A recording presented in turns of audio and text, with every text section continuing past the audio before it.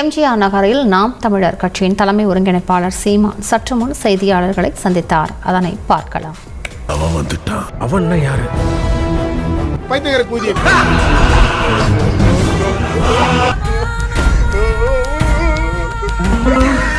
குலத்தொழிலை நேரடியாக ஆதரித்து அதை அங்கீகரிக்க வேண்டும் அப்படின்னு ஒரு எச்ச பையன் கிளம்பி இருக்கான். அதெல்லாம் பாத்துருவோம். மச்சி இவன்டா. ஆமாடா இவன்டா. எவன்டா? கல்லண்ண நான் கண்டுபிடிச்ச மாதிரி போயிட்டு இருக்கீங்க. என் பரம்பரையா இருக்கு. டேய், இப்ப அவனுக்கு உன்னை கேட்டானுங்களா இல்ல நான் தான் உன்னை சொல்ல சொன்னா? இவனுக்கு தானடா என் கடையை சுத்தம் பண்ணவங்க. அவங்கிட்டயே போய் ஏன் சொல்லிக்கிட்டு இருக்க? இந்த பாரு, அறிமுகமெல்லாம் படுத்த வேணாண்டா. என்ன இங்க இருக்க எல்லாருக்கும் தெரியும். பேசாம மூடிக்கிட்டு வா. தமிழன் வாழ்க்கையோடு இணைந்த ஒன்று பனையும் அதன் பாலும். வாழ்வியலோட கலந்து அப்பெல்லாம் ஒரு மயிரும் கிடையாது. ஏன் வாழ்வியலோட கலந்து கல்லு குடிச்சு எப்பா காலையில வாப்பா பூரி ஒரு செட்டு கல்லு உரிச்சு ஏன் குடிக்கிறான்? அதாவது ஆடு மாடுகளிலிருந்து வர்ற பால், பனம்பால், தென்னம்பால், ஈச்சம்பால், அது மூலிகை சாரா இல்லை. பனம்பால், தென்னம்பால், ஈச்சம்பால், அது மூலிகை சாரா இல்லை. அதை மட்டும் கள்ளிப்பால் கூட தான் மூலிகை சாறு. அதுக்குன்னு குடிக்கவா முடியும்? நீ குடிக்கடா. நீ கேட்ட ஒவ்வொரு கேள்வி என்ன செருப்பால் அடிச்ச மாதிரி இருக்குடா. இதெல்லாம் விளையாட்டா இருக்கு. பக்கத்துல இருக்க புதுச்சேரியில இருக்கு. அங்க என்ன சாராயம் இருக்கு, இங்க என்ன சாராயம் இருக்கு, இங்க என்ன சாராயம் இருக்கு. ஏதோ தொடர்பு இருக்குமோ என்ற சந்தேகம் எல்லோருக்கும் ஏற்பட்டிருக்கிறது. கேரளாவில் இருக்கு, ஆந்திராவில் இருக்கு, கர்நாடகாவில் இருக்கு. இங்க மட்டும் ஏன் இல்லை? அது காரணம் சொல்லு. பக்கத்து வீட்டுல இருக்கு, எதிர்த்த வீட்லயும் இருக்கு, மேல் வீட்லயும் இருக்கு, கீழ் வீட்லயும் இருக்கு. உங்க வீட்டுல இருக்கணும்ல.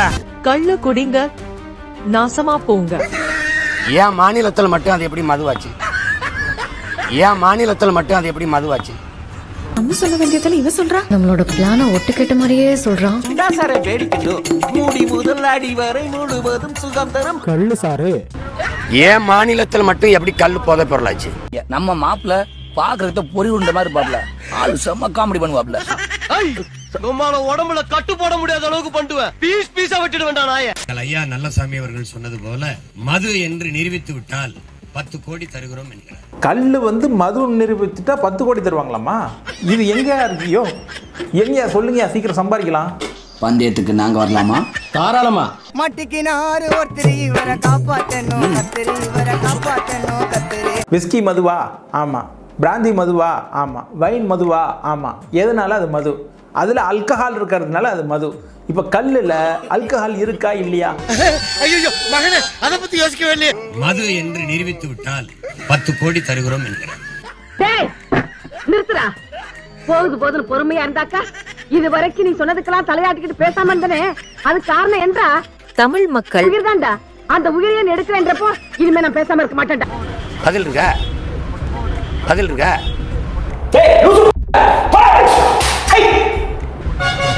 இந்த விசாரணையில எத்தனை விசாரணை பார்த்தேன் நான். புடுங்கிருப்பாரு அப்படியே ஒரே புடுங்க புடுங்கி இங்க நட்டுருப்பாரு. வாய் என்ன வாயை வச்சுக்கிட்டு இது பேசுது. எந்த சமூகத்தை காமராசர் இனி நீங்கள் பணையேறியாக இருக்கக்கூடாது, கல்வி கட்டு வெவ்வேறு வேலைக்கு போங்க, வணிகம் செய்யுங்க அப்படின்னு அந்த சமூகத்தை காமராசர் தூக்கி விட்டாரோ, திராவிட இயக்கம் தூக்கி விட்டதோ, அதே சமூகத்தை நீ பணையேறணும், பணமரம் ஏறி கல் இறக்குறது ஆகச்சிறந்த தொழில் அப்படின்னு இந்த 21ஆம் நூற்றாண்டுல ஒரு எச்ச பையன் இவ்வளவு வெளிப்படையா பேசுறான்னா அவன் மண்டையில எவ்வளவு சாக்கடை இருக்கும் அப்படின்னு தான் நான் பார்க்க வேண்டியது இருக்கு. கள்ளு நாமை, கள்ளு நாமை. உன்னற்க கள்ளை உன்னில் உண்க சாந்தோரான் எண்ணப்பட வேண்டாதார். கள்ளை உண்ணக்கூடாது. சான்றோரால் நன்கு எண்ணப்படுவதை விரும்பாதவர் கள்ளை உண்ண வேண்டுமானால் உண்ணலாம். வகுந்து விடுவேன். சரிங்க சரி. எழுத்தாணியை சங்கிலே குத்தி விடுவேன். செல்லுங்கள் தோழர்களே. சரிங்க சரிங்க. இவன் பேச்சுப்படி பனைமரம் ஏறுவது, கல் இறக்குவது ஆகச்சிறந்த தொழில்னா அப்புறம் என்ன மசத்துக்கு உன்னுடைய பசங்களை வருடத்திற்கு 20 லட்சம் ரூபாய் செலவு பண்ணி இன்டர்நேஷனல் ஸ்கூலுக்கு அனுப்புறடா? அங்க என்ன மரம் ஏறதையே சொல்லி கொடுக்குறாங்க. தாயின் மாரில் இருந்து வருகிற பால் போல பனையின் மார்பில் இருந்து இது வருகிறது. என்ன ப்ரோ அது? தாயின் மாரில் இருந்து வருகிற பால் போல பனையின் மார்பில் இருந்து இது வருகிறது. ஆஹா, பயங்கரமான ஆளா இருக்காங்க. பனம்பால், தென்னம்பால். பனம்பால், தென்னம்பால்.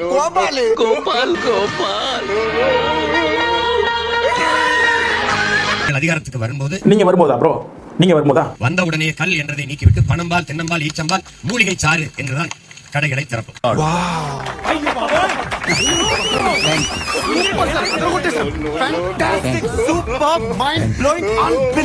என்னுடைய வொக்காபுலரி எல்லாம் பாத்தீங்களா? மூலிகை சாறு, மூலிகை சாறு, தென்னம்பால், பணம்பால், பணம்பால் தென்னம்பால், சீமை சரக்கு. ஏய், ஒருவேளை இந்த டாக்டர் யோகியே ஒரு குடிகார டாக்டரா இருந்தா? பணம்பால் தென்னம்பால் ஈச்சம்பால் மூலிகை சாறு என்றுதான் கடைகளை திறப்போம்.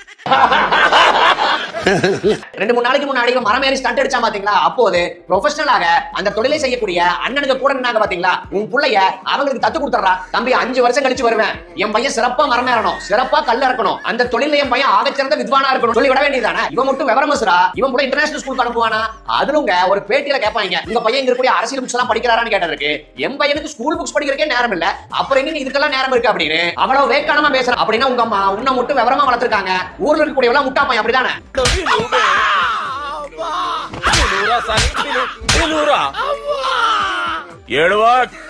நாங்கள் அதிகாரத்துக்கு வரும்போது, நீங்க வரும்போதா ப்ரோ?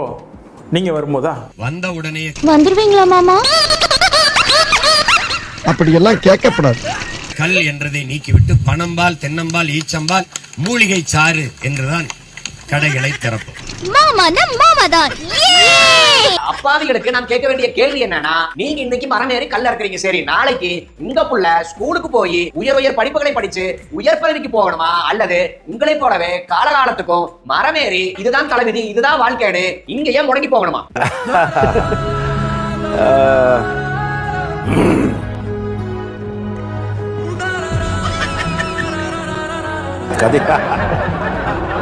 தெருவுக்கு 2 குடிப்பகங்களை திறந்து வைத்திருக்கிறார்கள். அண்ணன் ஆட்சிக்கு வந்தால் வரமாட்டாரு, சப்போஸ் வந்தால் குடிப்பகத்தை எல்லாம் ஆவின் பாலகம் மாதிரி பனைப்பாலகம் அப்படின்னு மாத்திருவாரு. இந்த ஜனங்களை பயமுறுத்தணும்னா அப்பப்ப மர்டர் பண்ணணும், இல்ல பால் குடிக்கணும். இந்தியாவில் எல்லா மாநிலங்களும் கல் இறக்க தடை இல்லாத போது என் நிலத்தில் மட்டும் ஏன் தடை? கொஞ்சம் ஏஞ்சி அப்படி போக சொல்லுங்க, இல்ல நான் கூட அங்க போய் நிக்கிறேன் மேடம். சத்தியமே உட்கார எனக்கு பிடிக்கல. மற்ற ஸ்டேட்ல எல்லாத்துலயுமே அது லீகல் அப்படின்னு அடிச்சு விட்டுருக்காரு அண்ணன். குஜராத், பீகார், நாகாலாந்து, லட்சதீப் இந்த மாதிரியான இடங்கள்ல இதெல்லாம் அலோடு கிடையாது. இவனுக்கு ஒரு சீட் எடுத்து பாருங்க ஐயா, வெறும் பொய்யா சொல்லிக்கிட்டு தெரியலாம். சாதியை கடந்தது யார் வேணா வந்து கல்ல இருக்கலாம், யார் வேணாலும் குடிக்கலாம், யார் வேணாலும் இறக்க முடியாது. யார் இறக்குவா? வேலையை விட்டுட்டு போய் இறக்குவாங்க, படிப்பு விட்டுட்டு பிள்ளை அனுப்புவியா? கல்ல இருக்கிறது வந்து வாப்பா மானமிகு தொழில் அனுப்புது, வாய்ப்பு இல்ல ராஜா. எவனா அனுப்பணும், அந்த ஜாதியில பிறந்தா யாரோ ஒருத்தர் இறக்கிட்டே உனக்கு கல்ல இறக்கி போறீங்க, நீ உன் தம்பி உட்காந்து கூட்டடிக்கணும்.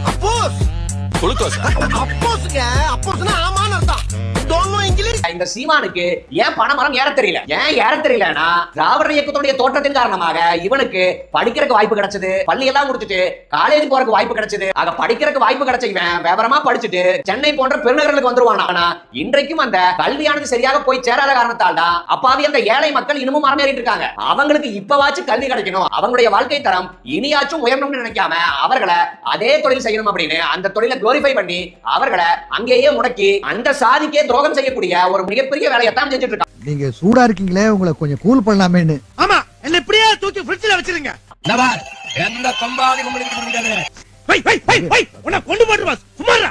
அதே நீங்க ஸ்டேஜ் எல்லாம் போட்டு பெரிய வீராதி வீரபத்ர பேரங்கிற மாதிரி பல டைலாக்குகள் அள்ளி விட்டா அதுல ஒரு இடத்துல அருவாள் எடுத்து காமிச்சு இனி எந்த போலீஸ் ஆச்சும் கல்ல இருக்கிறேன்னு கைது செஞ்சாங்கன்னா ஒருத்தரும் விடமாட்டேன், வெட்டி சாச்சிருவேன் அப்படின்னு பெரிய வீர மாதிரி பேசுறான். என்ன நடிப்பு நடிக்கிறாங்க, இந்த நடிப்பெல்லாம் பார்க்க சகிக்காம தாண்டா சிவாஜி சீக்கிரமாவே கிளம்பிட்டாரு. நவார் எந்த கொம்பாதி கும்பிட்டு முடியாது. தேவையில்லாத வேலைய பனையர் கல்ல இருக்கிறவன கைது செஞ்சவர் 6 மாசம் தான். ஒரு நாள் இந்த அதிகாரம் எனக்கு சிக்கும் வச்சு செஞ்சு விட்டுவேன், பூராத வச்சு செஞ்சு விட்டுவேன். கொஞ்சம் ஓவரா தான் போய்கிட்டு இருக்கோமோ, போவோம். என்ன பண்ணிடுவானுங்க? இருக்கு, கர்நாடகால இருக்கு, எல்லா மாநிலங்களையும் இருக்கும்போது என் நிலத்தில் ஏன் தடை? இந்த காரி மூஞ்ச கதையெல்லாம் ஒரு காவிய கதை மாதிரி இங்க வந்து சொல்லி அங்க டைம் வேஸ்ட் பண்ணுகிற போட மரியாதையா. எல்லா மாநிலங்களையும் இருக்கும்போது என் நிலத்தில் ஏன் தடை? இது என்ன சரியான வாதமா? அங்கெல்லாம் இருக்குல்ல, அப்ப இங்க இருக்கணும் அப்படிங்கிறது. கேரளாவில் லாட்டரி கூட தான் இருக்கு. ஒண்ணு மட்டும் சொல்ற ஞாபகம் வச்சுக்க, வாழ்க்கையில சரி கிரவுண்ட்லயும் சரி நிதானமா ஓடணும். ஏறு மாதிரி ஓடுன ரன் அவுட் ஆயிருவேன். பைபிள் படிச்சிருக்கியா? ரோமர் 6:23 என்ன சொல்லுது தெரியுமா? மரத்தின் மீது ஏறி கல் இறக்கிருக்காரு இல்லையா? நீ பண்ணு, நீ அதே பண்ணுங்கிறேன். நான் என்ன சொல்றேன், தயவு செய்து அரசியல விட்டுரு, மேல ஏறு, நொங்கு இறக்கி கொடு, நல்லா விக்கும், தம்பிங்கிற தலையில சுமந்து போய் விற்க சொல்லு, ஜாதி பக்கம் விற்க சொல்லு. உன்னை யாரு இது பண்ணா? நீ என்னமோ நாட்டுல அவ்வளவு பஞ்சாயத்து நடந்துட்டு இருக்கு. நீ அண்ணாமலை கூட தான் ஜோடி போட்டு சுத்திக்கிட்டு இருக்க படம் ரிலீஸுக்கு. நீ அவனாலதான் இன்னைக்கு நாட்டுல அவ்வளவு பிரச்சனை நடந்திருக்கு. நீட்டுல இருந்து அவ்வளவு அதுல எல்லாம் ஆதரவா அவங்களுக்கு ஆதரவா பேசுறேன்.